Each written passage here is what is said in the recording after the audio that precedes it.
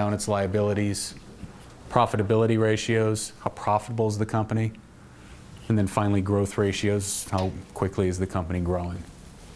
All right, we're going to go through each of those in detail. All right, before we do that, I do want to talk about a couple items on the income statement, on the balance sheet, on the cash flow when we're calculating, when we're setting up our models, when we're calculating ratios. On the income statement, anytime we're calculating anything as a percentage of sales, maybe the gross margin percentage or the EBIT percentage or a growth percentage, we'd want to set those up based on net revenues, not gross. What's the difference? Who can tell me the difference between gross and net revenues? Actually, it's way before we even consider taxes at this point. All right, gross might be, let's say you're a retailer, you sell a bunch of products, but every year you've got a few returns.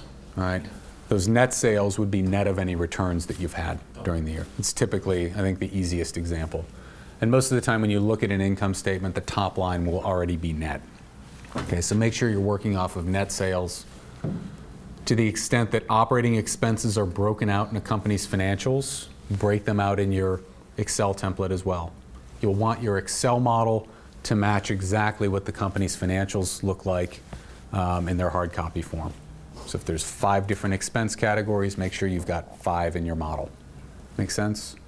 So break out everything that's been given to you. Again, operating income and EBIT, terms are used interchangeably. And don't lump interest expense and interest income together. Okay, most companies, if they've got some debt, they're obviously going to pay some interest. And with their excess cash, usually they earn a little bit of interest income on that as well. Okay, so at the end of the day, the company's operating accounts usually get swept into an overnight money market and they'll earn a little bit of interest. It's like 0.1% these days. All right, so they might have some interest expense, they might also have some interest income, and what we're saying here is don't combine the two, break them out separately. Make sense? On the balance sheet, obviously, assets has to equal liabilities and equity, the cardinal rule of accounting. So if your balance sheet is out of balance, whether you're spreading a company's financial statements or whether you're building a model of your own, this needs to hold true. All right, so in the homework, if you spread the balance sheet for Heinz and it's out of balance, probably means you either entered some data wrong or your formulas aren't adding things up properly. The balance sheet, we list accounts in order of their liquidity. Remember, we start with cash and continue down. Usually a company's balance sheet will already be organized like that. Make sure you set up your Excel template to be organized similarly. All right. Separate goodwill from other intangible assets. The distinction is that, again, goodwill can no longer be amortized. Other intangibles like patents, trademarks, etc., can be amortized. All right, so we want to separate those because of their differing accounting treatment. Long-term debt, as I mentioned before, should include capital leases. What's a capital lease? It could be basically what it's saying is the company is leasing a piece of equipment. That is, they don't own it, but at the end of that lease, typically what will happen is they'll have either the option to buy it or the ownership of that asset will revert to them. Kind of like if you've ever heard the term lease to own, usually with furniture, that type of thing. That would be kind of a capital lease.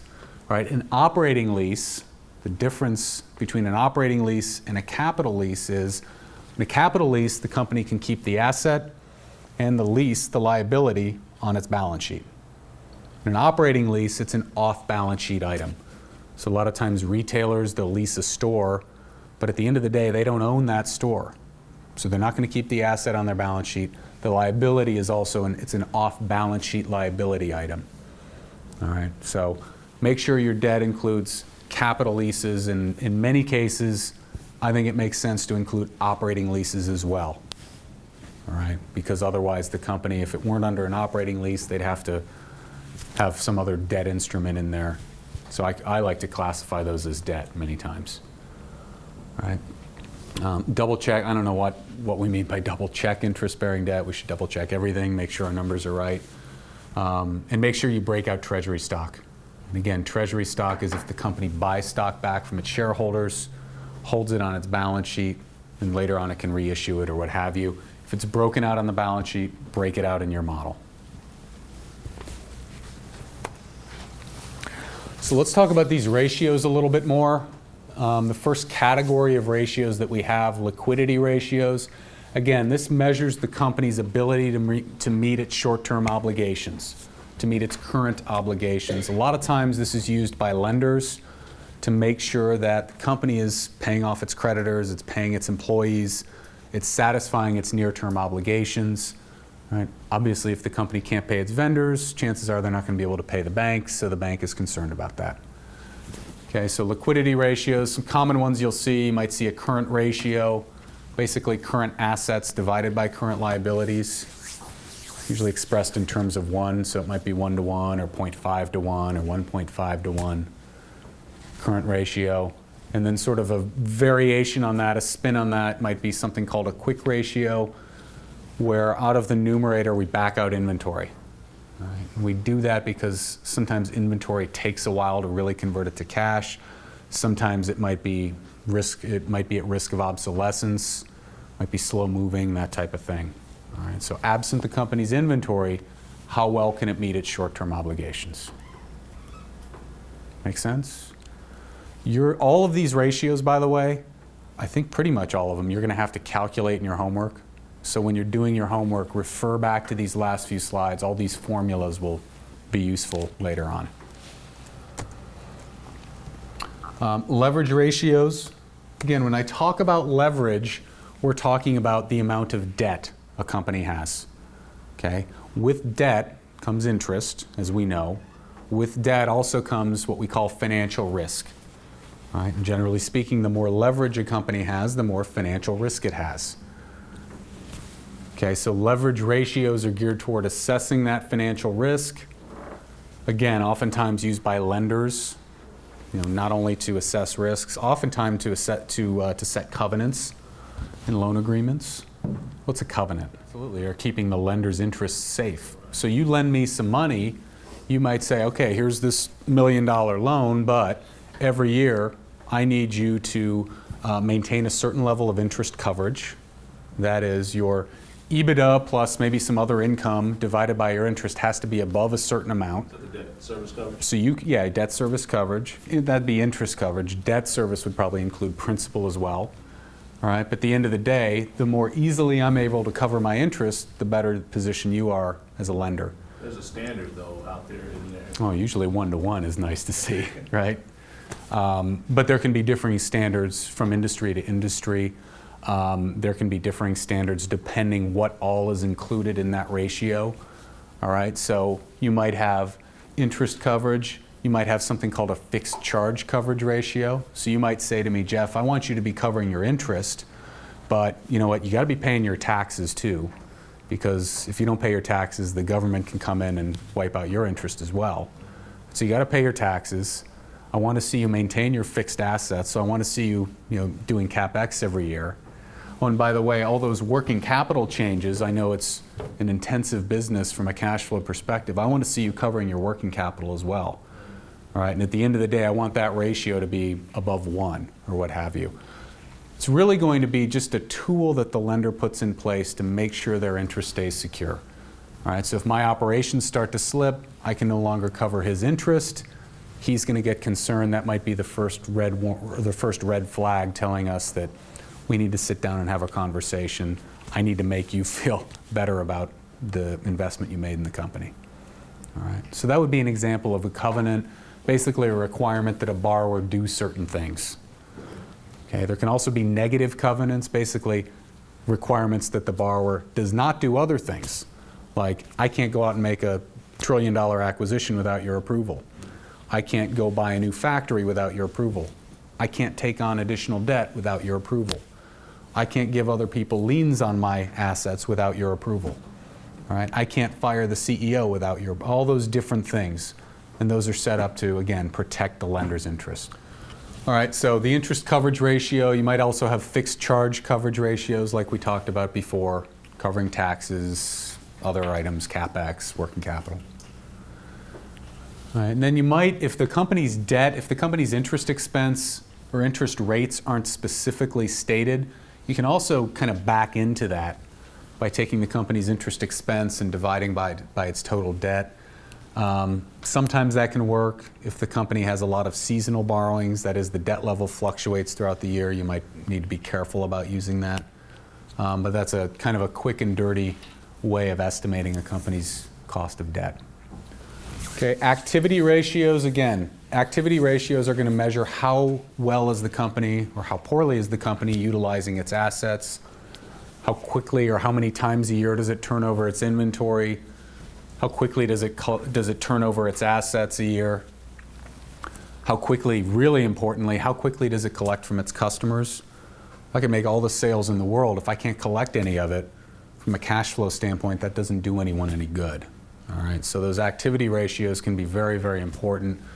It's also sometimes measured how quickly am I paying my vendors.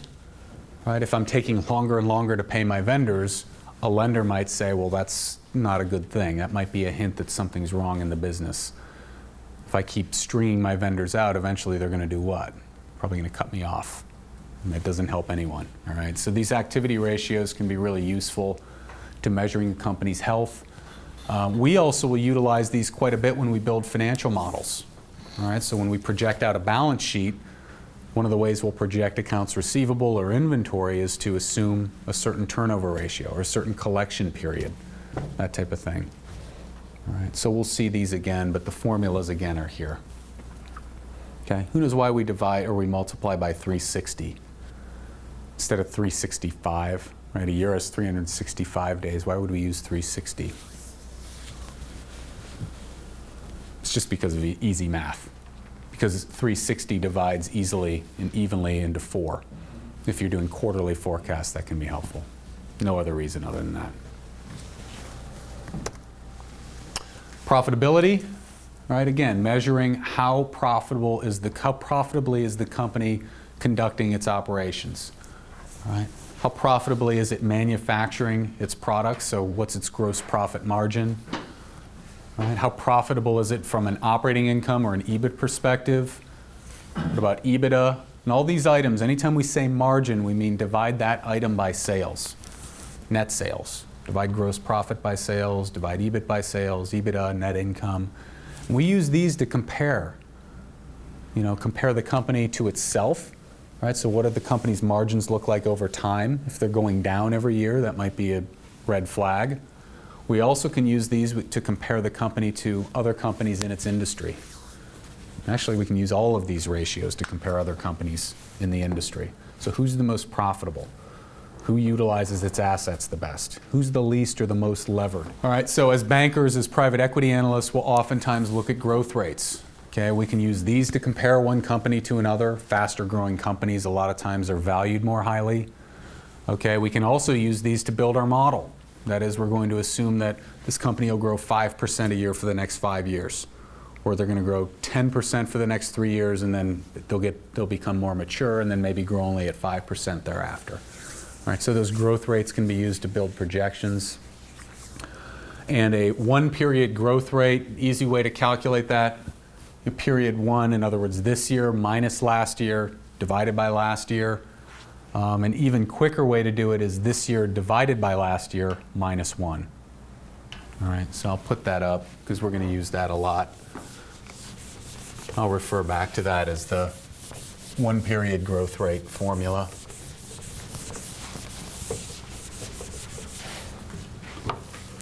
Okay, so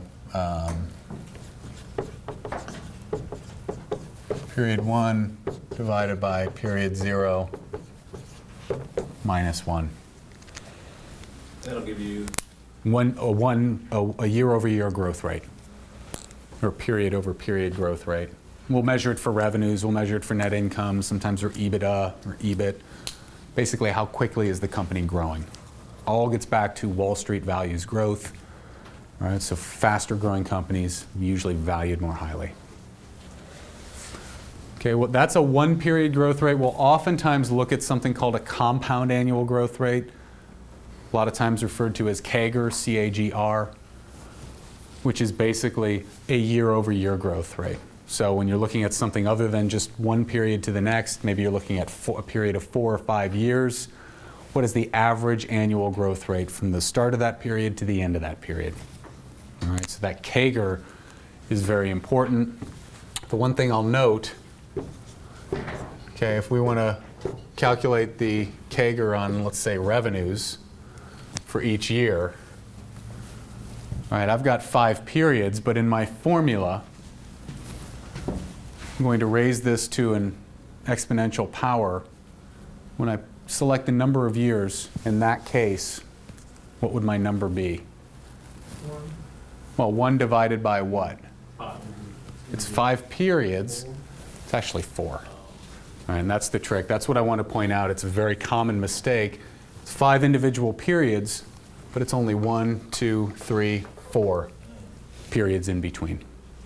All right, so when you do your CAGR, make sure you've got the right number of years in that exponential power.